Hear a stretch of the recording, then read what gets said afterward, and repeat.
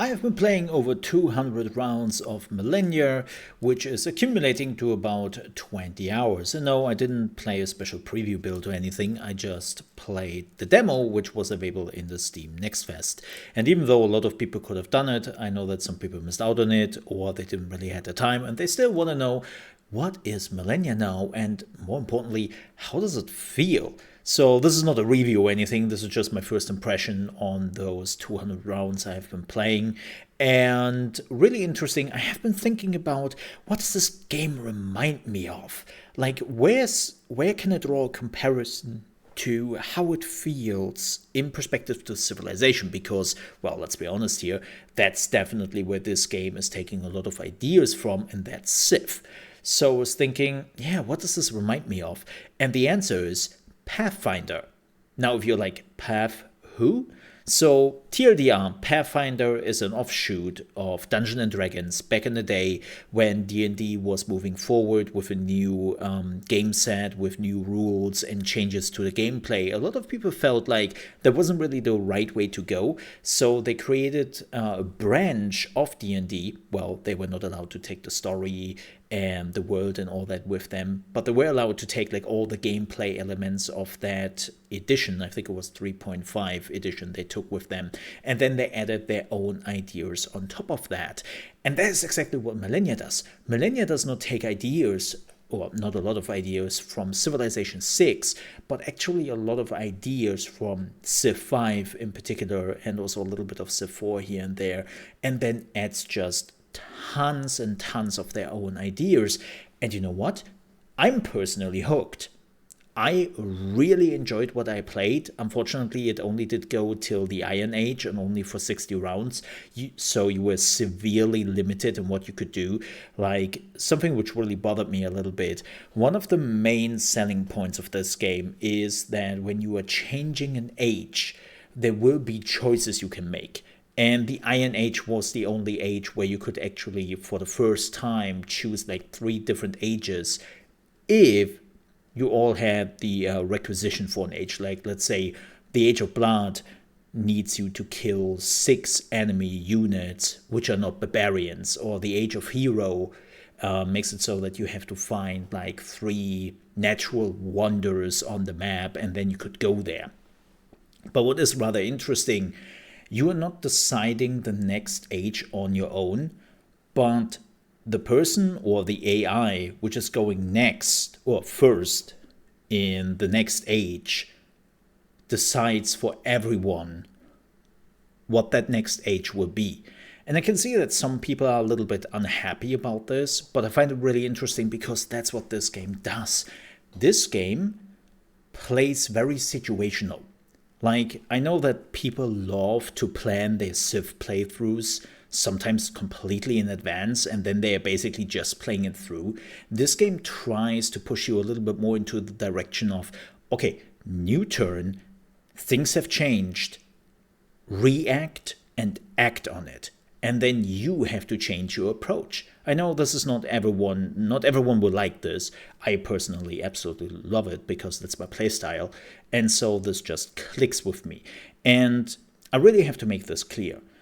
Millennia is not a game which is trying to replace Civ.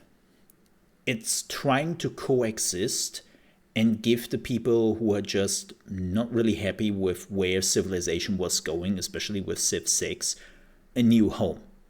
Again, like Pathfinder did with D&D. And that game completely clicked with me so far.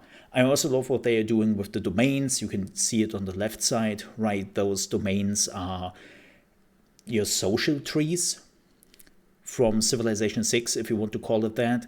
And you have to make some decisions there, and you're slowly accumulating points. And with the points, you can then make like certain decisions, upgrade those trees, or trigger like more units, a scout unit, more armies, or builder unit, or something like that. Well, builder unit, I have to add, there is no builder unit in the game. It's not like Civ, where you have to build a worker, and then you are using the worker to build like all your upgrades in the city vicinity.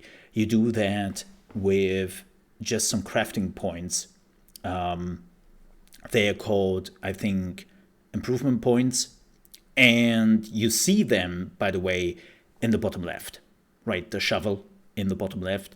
Those are your improvement points. And then you click just on the ground and you say, okay, so on this field, well, I need some houses, or I maybe need like a kiln, which is then transforming the rock I have been gathering into something more useful. Wait, transforming rock into some more useful? What is that about?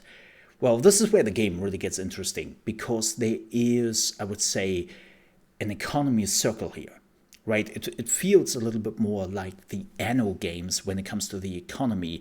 You are starting to, let's say, put down a forester, right? And the forester is starting to produce logs, as simple as that. But with the logs, you can then produce them into lumber if you are getting a sawmill.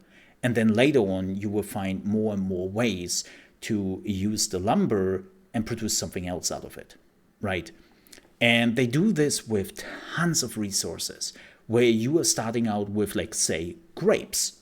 Oh, cool, you got grapes. Well, that's nice. How about the grapes will then be transformed into wine, right? And so you really actually have to think like which production chains you want to run in this game, and which city is better for those certain production chains. You can also, this is very interesting, in Civ, you have a pool of all the resources in all your cities. In this game, your pool of resources is regional till you connect cities, or till you send out caravans between your cities to actually send them the resource they need. Again, there is so much more. The game is only scratching on in the demo, which is really unfortunate, because it feels like when you're reaching the Iron Age, this is where the game really begins. This is where the game, for the first time, is throwing tons of gameplay mechanics at you, and you have only, at best, 10 rounds left, or maybe 5 rounds, and you never really see what this game really has to offer in the demo. So unfortunately, as much as I enjoy the demo is not doing a great job up till the last 10 rounds or so to really show what this game has to offer. And then when it really just starts to, you get an idea what you're actually playing here, the game is like, okay, thanks for playing, have a good one, bye. Right, so that's a bit unfortunate. But I can definitely say I really enjoy it, and yes, it runs okay. It doesn't fully run 60 FPS, but it's a turn-based game where nothing really happens. So, and we don't even know when the game is coming out, so that's not too important. I didn't have any bugs, I didn't have any glitches, I didn't have any crashes, and the game was completely fine for me. And again, I'm really looking forward to the game, and we will talk more about it in the future. So with that said, thank you so much for watching. If you enjoyed this video, please don't forget to leave a like and also subscribe to the channel if you enjoy strategy games, because that's what we are focusing on here. And with that said, stay safe and I'll see you next time. Bye-bye.